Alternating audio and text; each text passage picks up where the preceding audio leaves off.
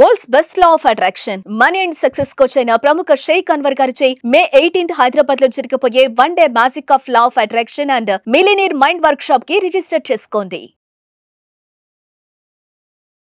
Welcome to Suman TV. నేను మీ Suman TV Nag. చాలామంది గోచార రీత్యా కనుక మనం చూసుకుంటే మ్యారిటల్ లైఫ్లో కొన్ని దోషాలు శాపాలు ఉండేటువంటి అవకాశం ఉంటుంది. వేదిక ఆస్ట్రాలజీ అటువంటి వాటికి ఏం చెప్తుంది? ఈరోజు మనతో పాటు వేదిక ఆస్ట్రాలజీ ఉమాగారు ఉన్నారు. అది వారి మాట్లాడి తెలుసుకుందాం. నమస్కారం ఉమాగారు. నమస్తే నాగరాజు గారు. వేదిక ఆస్ట్రాలజీ ప్రకారం కనుక మనం చూస్తే ఏ మ్యారిటల్ రిలేషన్షిప్లో అయినా సరే కొన్ని థింగ్స్ వలన డెఫినెట్గా గొడవలు జరిగే అవకాశం ఉంటుంది. సో జనరల్గా మనం చూసుకుంటే గోచార రీత్యా ఏ రాశి వారికి ఏ విధంగా ఉండే అవకాశం ఉంటుంది అండ్ ఆ శాపాలు అండ్ ఆ దోషాలు ఏ విధంగా ఉండే అవకాశం ఎక్కువగా ఉంటుందండి అసలు? తప్పకుండా అండి. ఏదైతే మనం మాట్లాడుకునేటువంటి వైవాహిక జీవిత సమస్యల్లో కనుక ఎందుకు అకారణంగా తగాదాలు కానీ గొడవలు కానీ విభేదాలు అంటే మ్యారీడ్ లైఫ్ మీద చాలామందికి చాలా రకాలుగా హోప్స్ ఉంటాయండి. నా భర్త ఎలా ఉండాలి, నా భార్య ఎలా ఉండాలి, నేను పెళ్ళైన తర్వాత ఇలా బ్రతకాలని చాలా ఆశలు ఉంటాయి. కానీ అనుకోని విధంగా ఎన్నో రకాల ప్రభావాల వల్ల ఎందుకు ఇబ్బంది పడతారు, ఎందుకు విడిపోతారు, ఎందుకు చనిపోవడం జరుగుతుంది, ఇవన్నీ తెలుసుకోవాలి అనుకుంటే ప్రతి మనిషికి తనకి తెలియనటువంటి చేసినటువంటి కర్మల వల్ల వచ్చినటువంటి శాపాలు కొన్ని ఉంటాయండి. ఆ శాపాల మూలకంగానే ఈ యొక్క మ్యారీడ్ లైఫ్లో ఇబ్బందులు వస్తూ ఉంటాయి. ముఖ్యంగా మనం చూస్తే మొదటిది విత్త శాపము అని చెప్పబడింది. విత్త శాపము అని అంటే విత్త అంటే ధనము, ధన మూలకంగా వచ్చేటువంటి మ్యారీడ్ లైఫ్లో ఇబ్బందులు ఇప్పుడు నేటి సమాజంలో ఇప్పుడు అవే ఎక్కువగా కనబడుతున్నాయి. అంటే ఆస్తి కానీ ఆర్థిక వ్యవహారాల్లో కానీ వ్యాపారంలో కానీ తెలుసో తెలియకో చేసినటువంటి అవినీతి, అది వంశపారంపర్యంగా ఎవరు చేసినా లేదా ఆ వ్యక్తి తన పూర్వజన్మలో కానీ ఆ జన్మలో కానీ చేసినా దానివల్ల వచ్చేటువంటి శాపమే విత్త శాపము. దీని మూలకంగా ఏం జరుగుతుంది అంటే సంపద ఎంత సంపాదించినా నిలబడదు. వీళ్ళు సంపాదించినటువంటి సంపద అంతా కూడా ఎవరో అనుభవిస్తూ ఉంటారు. అప్పుల పాలైపోవటం మీరు బాగా గమనిస్తే ఇద్దరికి పెళ్ళైన తర్వాత ఇద్దరు వ్యక్తులు కలిసిన తర్వాత తీవ్రమైన అప్పుల్లోకి వెళ్ళిపోవడం, ఆస్తి నష్టం కలగడం ఇవన్నీ జరుగుతూ ఉంటాయి. ఇది సడన్గా ఎందుకు జరిగింది, ఆ భార్యనో భర్తనో దూషించి నీ వల్లే ఇలా జరిగింది అని చెప్పి మనం వింటూ ఉంటాం ఇలాంటి మాటలన్నీ. దీనికి కారణము విత్త శాపం నాగరాజు గారు.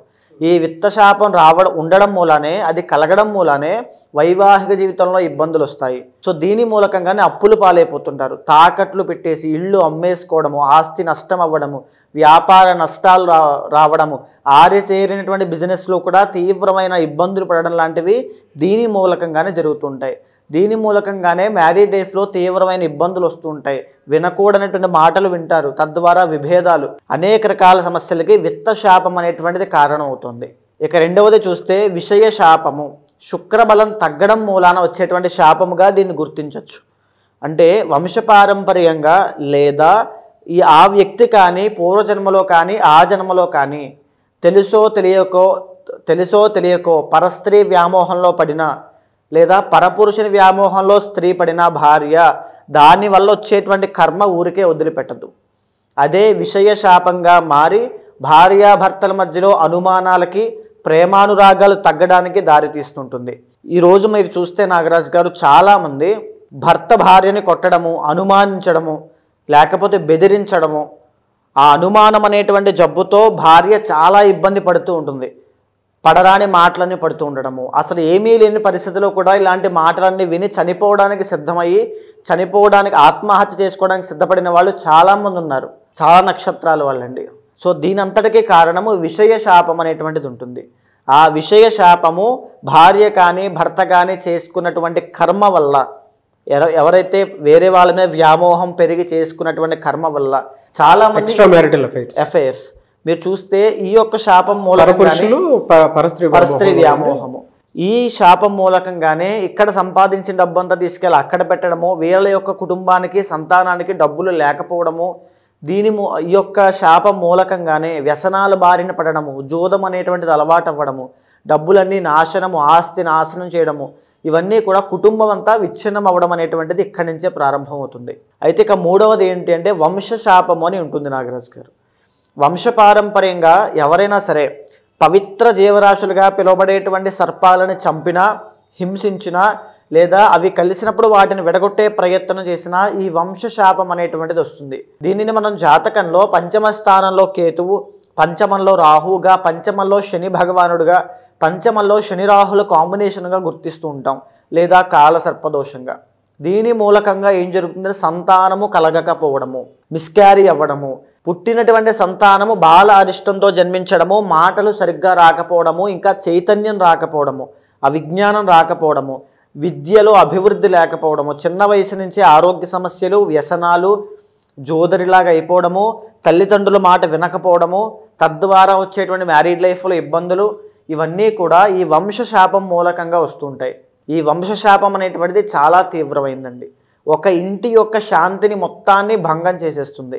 ప్రశాంతంగా ఎవరు ఉండలేరు. తరువాత 4వది కర్మవశము అని ఉంటుందండి. కర్మవశము అని అంటే ఉదాహరణకి భార్యాభర్తలు జాతకాలు చేసుకున్నా, చూసుకోకుండా చేసుకున్నా, లవ్ మ్యారేజ్ చేసుకున్నా, ఇద్దరి యొక్క మనస్తత్వాలు కుదరకపోవడము, ఈగో ప్రాబ్లమ్స్కి వెళ్ళడము, నువ్వా నేనా అనేటువంటిది, ఇద్దరికి డబ్బులుంటాయి, ఇద్దరు కుటుంబాలు బాగుంటాయి, వీళ్ళకి ఒకరికొకరు నచ్చదు అంటే బిఫోర్ అండ్ ఆఫ్టర్లా ఉంటుంది. గొడవలు అవ్వడము, పెద్ద మనుషుల దగ్గరికి వెళ్ళడము, విడాకులు, లేదా పెళ్ళైనటువంటి వెరీ షార్ట్ పీరియడ్ ఆఫ్ టైంలోనే వైధవ్యం అనేటువంటిది కలగడము, అంటే భర్త చనిపోవడం లాంటివి జరుగుతూ ఉంటాయి. సో దీన్ని అష్టమ స్థానంలో ఉండేటువంటి కుజుడు కుజదోషంగా, కర్కోటక అనేటువంటి కాలసర్పదోషంగా గుర్తించవచ్చు. అష్టమ స్థానంలో రాహు, ఈ యొక్క కేతు ప్రభావం వల్ల. ఈ యొక్క కర్మవశం అనేటువంటిది ఎవరికైతే ఉంటుందో వాళ్ళు ప్రశాంతంగా ఉండలేరు. Within 1 year తిరగకుండానే విడిపోతుంటారు. ఇది కర్మవశం. పూర్వజన్మలో చేసుకున్నటువంటి కర్మ, తరతరాలుగా వచ్చినటువంటి కర్మ, ఎక్కువగా సంతానాన్ని పొందడము, ఇవన్నీ కూడా శాపాన్ని గుర్తించేటువంటి విధానంగా మనం చెప్పచ్చు. అయితే ఈ యొక్క కర్మశాపాన్ని ఇంకా మనం గుర్తించాలి అంటే భార్యాభర్తలు దూరం అవ్వడం అండి. ఐదర్ భార్యకి యాక్సిడెంటే దూరం అయినా, తీవ్రమైనటువంటి ఆరోగ్య సమస్య చిన్న వయసులో పెళ్ళైన తరువాత వచ్చి దూరమైనా, భర్తకి ఆరోగ్య సమస్య వచ్చి దూరమైనా, యాక్సిడెంట్స్ ప్రమాదంలో గురై దూరమైనా, ఎలాగైనా సరే వాళ్ళిద్దరూ కలిసి ఉండడం అనేటువంటిది జరగదు. డివోర్స్ అయినా అవుతారు. డివోర్స్ అయినా, విడిపోవడమైనా, పెద్ద మనుషులు, తగాదాలు, కేసులు, కోర్టు, ఈ యొక్క సెటిల్మెంట్లు, ఇవన్నీ కూడా కర్మవశంలోకి వస్తాయి నాగరాజ్ గారు. సో అంటే మీరు చెప్పిన దాని ప్రకారం కనుక మనం చూస్తే కర్కాటక రాశి వారికి జనరల్గా అంటే ఎలాంటి దోషాలు, శాపాలు ఉండేటువంటి అవకాశం ఉంటుందండి వైఫ్ అండ్ హస్బెండ్లో? ఇప్పుడు మనం ఏదైతే శాపాల గురించి మనం మాట్లాడుకున్నామో అండి, దాంట్లో కర్కాటక రాశి వాళ్ళకి విత్త శాపము, ఇంకా చెప్పాలి అంటే కర్మవశం అనేటువంటిది చాలా తీవ్రంగా ఉంటుంది. మీరు చూస్తే పుష్యమి నక్షత్రం వాళ్ళు కానీ, ఆశ్లేష నక్షత్రం వాళ్ళు కానీ కర్కాటక రాశికి సంబంధించి ఈ యొక్క మ్యారీడ్ లైఫ్లో ఇష్యూస్ అనేవి చాలా ఎక్కువగా ఫేస్ చేయడము, అసంతృప్తికి లోనవ్వడము, లేదా చాలా కేసెస్లో ఈ కర్మవశం అనేటువంటి శాపం మూలాన పెళ్ళైన తర్వాత తీవ్రమైన హెల్త్ ఇష్యూస్ కానీ, యాక్సిడెంట్స్లో మరణము చెందడం కానీ జరిగే అవకాశాలు ఎక్కువగా ఉంటాయి. సో అందరికని నేను చెప్పట్లేదు, కర్మవశం ఉన్నటువంటి జాతకంలో అండి. తర్వాత ఏమిటి అంటే ఈ కర్మవశం మూలానే విత్త శాపం మూలా కూడా పెళ్ళైన తరువాత భర్త లేదా భార్య ఇద్దరి యొక్క ఆర్థిక సమస్యలు చాలా డౌన్ అయిపోతాయండి. జాబ్ పోవడము, వ్యాపారంలో నష్టాలు, చాలామందికి పెద్దవాళ్ళకి కూడా పదవీ యోగాలన్నీ పోవడము.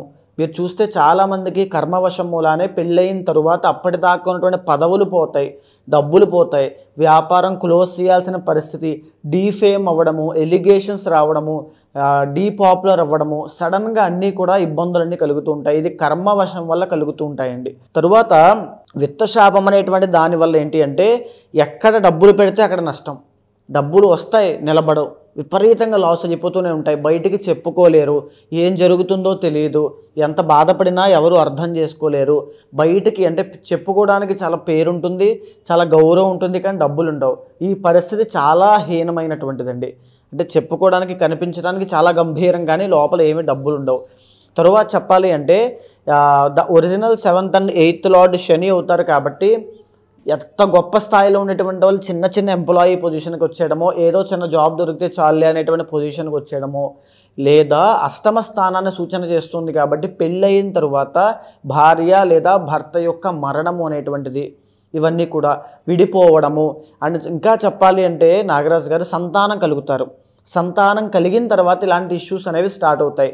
పిల్లలు అటు ఒక పిల్లలు భార్య దగ్గర, ఒక పిల్లలు అంటే ఒక పిల్లలు తండ్రి దగ్గర, ఒక పిల్లలు తల్లి దగ్గర ఇలా ఉండిపోవడము, ఇలాంటి అర్ధాంతరంగా మిగిలిపోయేటువంటి ఫ్యామిలీగా కర్మవశం మూలానే కలుగుతూ ఉంటుంది నాగరాజ్ గారు.